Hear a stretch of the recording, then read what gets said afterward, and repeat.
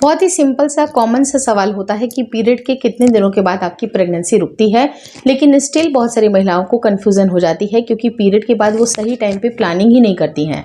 और सही टाइमिंग का मेंटेन होना भी ज़रूरी है क्योंकि पीरियड्स के बाद ही ऐसे कुछ खास दिन होते हैं जिस दिन आपका गर्भधारण आसानी से रुक सकता है। तो आज उसी के बारे में बिल्कुल ही शॉर्ट स्पेसिफिक चर्चा करेंगे, जिससे कि आपको बहुत ही अच्छी तरह से समझ में आ जाएगा कि किस दिन हमें प्लानिंग करना चाहिए, क्योंकि टाइमिंग को मेंटेन करना बहुत ज़रूरी है। आज की वीडियो काफ़ी इन्फॉर्मेटिव है, प्लीज शुरू से लेकर लास्ट तक जरूर देखिएगा।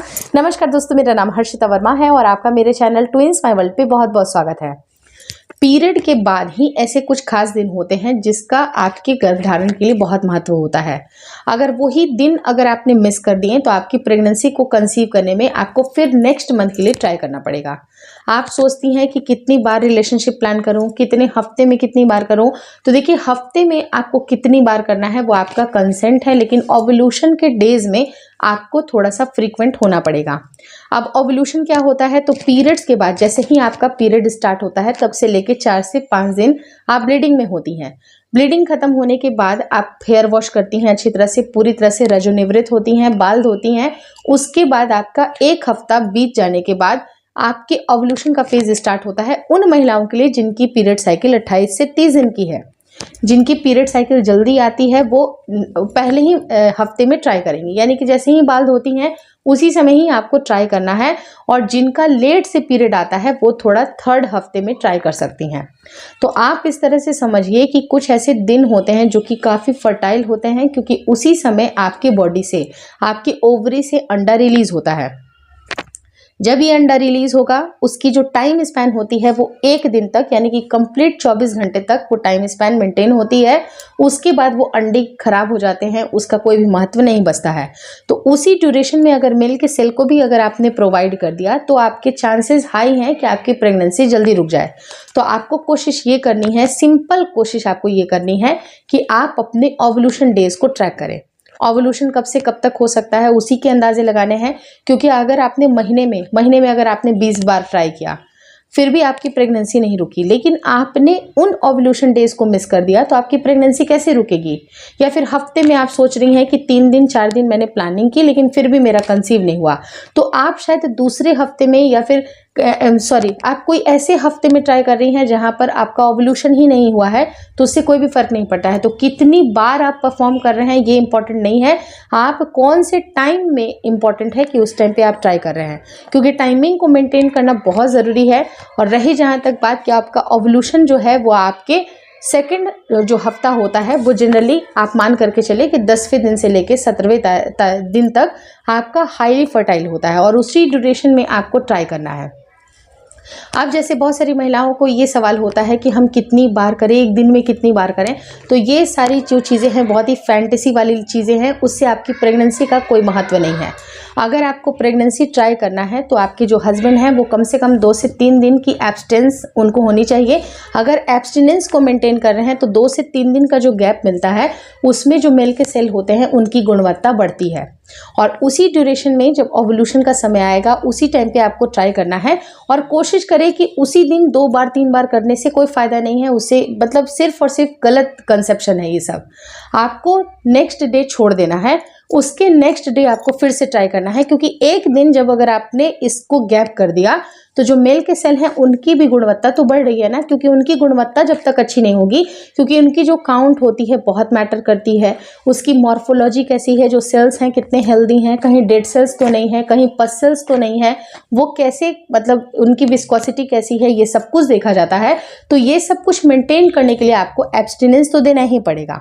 तो एब्सटिनेंस अगर आप 1 से 2 दिन का रखते हैं और ओव्यूलेशन के दिनों में ही अगर आप ट्राई करती हैं तो आपके प्रेग्नेंट होने के चांसेस काफ़ी आसानी से हो जाएगा। चाहे आप महीने में 4 ही दिन प्लान करें, लेकिन ओव्यूलेशन के दिनों में ही अगर आपने प्लानिंग की है तो वो पूरा महीना आपका सफल हो जाएगा और उसी महीने में गर्भधारण आपका हो जाएगा। लेकिन अगर आप ये सोचती हैं कि नहीं मैंने तो 10 बार ट्राई किया फिर भी कंसीव नहीं हुआ, तो देखिए क्वांटिटी से नहीं होता है, आपको क्वालिटी को मेंटेन करना है कि क्वालिटी आपके सेल की बहुत अच्छी होनी चाहिए, अंडे की क्वालिटी अच्छी होनी चाहिए, ताकि आपका गर्भधारण काफ़ी आसानी से हो जाए। तो इस बात को समझते हुए आप जो मेल के सेल है उनकी क्वालिटी को कैसे इंप्रूव करना है, डाइट में क्या क्या चेंजेस रखने हैं, आपके जो नॉर्मल एक्टिविटीज़ है, आपकी जो लाइफ स्टाइल है वो कितनी हेल्दी है, तो ऑटोमेटिकली आपके जो सेल्स हैं काफ़ी हेल्दी होंगे। तो इस तरह से आप चीज़ों को थोड़ा मेंटेन करें, क्योंकि जो मेल के सेल होते हैं उनके अंदर एक खास बात ये होती है कि वो 3 से 4 दिन तक जीवित रहते हैं। तो अगर आपने ओव्यूलेशन के पहले भी ट्राई किया है तो टाइम स्पैन इस तरह का होता है कि 3 से 4 दिन तक वो आपके बॉडी के अंदर रहेंगे। तो जैसे ही आपका अंडा रिलीज होगा उसके साथ उसका फर्टिलाइजेशन हो जाएगा। फैल्लोपियन ट्यूब में फर्टिलाइजेशन होता है और वो आपका गर्भाशय में चिपकने के लिए आपके 20वें दिन के बाद से जाता है, जिसे हम लोग इम्प्लांटेशन बोलते हैं। और इम्प्लांटेशन का जो रोल होता है वो भी बहुत महत्वपूर्ण होता है, क्योंकि उसी के बाद से ही आपकी प्रेगनेंसी रुकती है। क्योंकि जब तक वो आपकी बॉडी में नहीं चिपकेगा तब तक आपकी प्रेगनेंसी वहाँ पर कंसीव हुई नहीं मान सकते हैं। तो इन बातों को आपको अच्छी तरह से ध्यान रखना है। और गलत समय पे या फिर गलत कॉन्सेप्शन की एक रात में हमने 2 बार किया, ये सब बिल्कुल गलत चीज़ें हैं। ये आपको कभी भी सही राह नहीं दिखा सकते हैं। सिंपल आपको क्या करना है कि पीरियड डेज देखिए कि कब से हमारा पीरियड चल रहा है और कब खत्म हो रहा है और फिर से नेक्स्ट पीरियड कब स्टार्ट हो रहा है। तो 3 से 4 साइकिल को अगर आप नोटिस करिएगा तो आपको एक अंदाजे लगेंगे कि मेरी 28 या 30 दिन की 35 दिन की पीरियड साइकिल है और कितने दिन के बाद से ही मेरा ओव्यूलेशन हो सकता है। तो ओव्यूलेशन के दिनों को ही आपको ट्रैक करना है। कुछ महिलाएं ऐसी होती हैं जो कि बाल धोने के तुरंत बाद पति के साथ संपर्क में रहती हैं, तो उनको लगता है कि ऐसा हो जाएगा। लेकिन बाल धोने के बाद भी जिन महिलाओं का अगर जल्दी ओव्यूलेशन होगा उन महिलाओं के लिए फ्रूटफुल होगा। लेकिन जिनकी 28 से 30 दिन की पीरियड साइकिल है, ये मान करके चले कि उनका 14वां या 15वां दिन वो बहुत ही हाईली फर्टाइल है। तो उस ड्यूरेशन के पहले अगर मान लीजिए कि 11 तारीख से आप ट्राई कर रही हैं तो वो भी बहुत अच्छी बात है कि आपने 11th डे से ट्राई करना शुरू किया। 11th डे ट्राई किया, 13th डे किया, 15th डे किया, 17th डे किया, 19th डे किया। तो ये जो आपने 5 दिन का ये लंबा से स्पैन को अगर आपने कंट्रोल कर लिया, उसी समय में आपने ट्राई कर लिया, तो बाकी आप 5 बार करो, 10 बार करो, हफ्ते में आप 6 बार करो, उससे कोई फर्क नहीं पड़ता है। लेकिन सिर्फ और सिर्फ ओव्यूलेशन के समय में आप इन सारी चीज़ों को मेंटेन करें और आपकी प्रेगनेंसी रुकेगी। और रही जहाँ तक बात कि मैं हर एक वीडियो में बोलती हूँ कि आपका ओव्यूलेशन सही होने की वजह से आपके अंदर जो मतलब लाइफ स्टाइल है, जब तक कि वो अच्छा नहीं होगा तब तक ओव्यूलेशन को आप ये मत समझिएगा कि टेक इट फॉर ग्रांटेड कि अंडे की क्वालिटी बहुत बेहतरीन ही होगी। आपका लाइफ स्टाइल बहुत अच्छा होना चाहिए, चाहे आप मेल हो या फिर फीमेल हो। मॉडरेट एक्सरसाइज होना चाहिए, पानी की अच्छी क्वांटिटी होनी चाहिए, जो आप फूड ले रहे हैं वो फूड की क्वालिटी अच्छी होनी चाहिए। तो इन सारी चीज़ों को मेंटेन करना है। भूख से थोड़ा कम खाना है, वजन को कंट्रोल करना है। आप अपने अंदर हैप्पी हार्मोन्स को कैसे जनरेट करेंगे? आप कुछ अच्छी चीज़ें करिए, दूसरों के लिए कुछ मदद करिए, आपको खुद लगेगा कि आपके अंदर जो स्ट्रेस है वो कम होगा। और बच्चे के बारे में बहुत ज़्यादा हद से ज़्यादा मत सोचिएगा।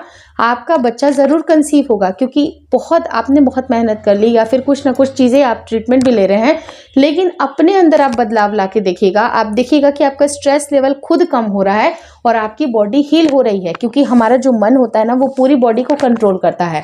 तो आपको मन को बिल्कुल पॉजिटिव रखना है, स्ट्रेस कम रखिए।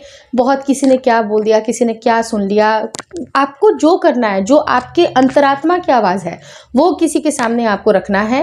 किसी के लिए भी आप अच्छा करते हैं तो आप दूसरों के लिए अच्छा नहीं कर रहे होते हैं, वो खुद के लिए अच्छा कर रहे होते हैं। तो इस बात को समझिए और अपनी लाइफ को बिल्कुल पॉजिटिव डायरेक्शन में लेकर के जाइए। आपकी प्रेगनेंसी जल्दी कंसीव होगी, यकीन मानिएगा। मैं बहुत गहराई से ये बातें बोल रही हूँ। लोगों को बस बाहरी ट्रीटमेंट करा रहे हैं। कितने सारे लोगों का IVF फेल हुआ है, 4 बार 5 बार इतना पैसा खर्चा होने के बाद, इतना ज़्यादा एफर्ट लगाने के बाद IVF फेल हो गया। और कुछ लोग नेचुरली ही कंसीव कर लेते हैं, क्योंकि इनकी जो लाइफ स्टाइल होती है या सोच होती है बहुत पॉजिटिव और स्ट्रेस फ्री होती है। तो अपने आप को कैसे स्ट्रेस से दूर रखना है, इन सब के बारे में सोचिए, क्योंकि स्ट्रेस जो होती है ना हमारे लाइफ में बहुत ही मतलब एक स्वीट पॉइजन के जैसा काम करती है। तो आपको वो सबसे नहीं दूर रहना है। कोई भी चीज़ें जो आप अच्छा कर रहे हैं आप बिल्कुल अच्छा करिए, परेशान मत होइए। थोड़ा सा समय लग रहा है, समय थोड़ा सा अच्छा नहीं चल रहा, अनुकूल नहीं चल रहा है, 1 से 2 महीने आप ट्राई करिए, आपका कंसीव ज़रूर होगा। बाकी मेरे वीडियोस आपको हेल्प कर देंगे। कुछ भी मन में डाउट लगेगा, कभी भी ऐसा लगे कि ओव्यूलेशन कैसे ट्रैक करना है, आपका इम्प्लांटेशन कैसे देखना है, तो इम्प्लांटेशन भी बहुत महत्वपूर्ण रोल होता है। तो इम्प्लांटेशन में भी कुछ ऐसी मिस्टेक्स होती हैं जो कि अवॉइड करनी चाहिए, उसके लिए मैं सेपरेट वीडियो बनाया हुआ है, चाहे तो एंड स्क्रीन पे उस वीडियो की लिंक डाल दूंगी, तो आप ज़रूर देख लीजिएगा, या फिर आई बटन में समवेयर आप सर्च कर लीजिएगा। आपको मेरे वीडियोज़ में, पॉपुलर वीडियोज़ में भी दिखेंगे कि आपको इम्प्लांटेशन के दौरान कौन कौन सी गलतियाँ नहीं करनी है। क्योंकि मान लीजिए कि फर्टिलाइजेशन तो हो गया, आपका फर्टिलाइजेशन होने के बाद आपके यूट्रस में गर्भ चिपका ही नहीं, तो आपकी प्रेगनेंसी नहीं रुकेगी, क्योंकि जब तक चिपकेगा नहीं तब तक आपकी प्रेगनेंसी नहीं लगेगी। तो इन सारी बातों के ऊपर ध्यान देना है। स्ट्रेस फ्री रहिए, बस ईश्वर का नाम लीजिए, अल्लाह का नाम लीजिए, आपके साथ सब कुछ अच्छा होगा। Hopefully this video helps you. अगर वीडियो अच्छी लगी तो प्लीज़ लाइक कर दीजिएगा। चैनल पे नए हैं तो चैनल को ज़रूर शेयर और सब्सक्राइब करें। मुझे इंस्टाग्राम पे और फेसबुक का जो मेरा पेज है उसको लाइक और शेयर करना बिल्कुल ना भूलें। Thank you so much for watching twins my world.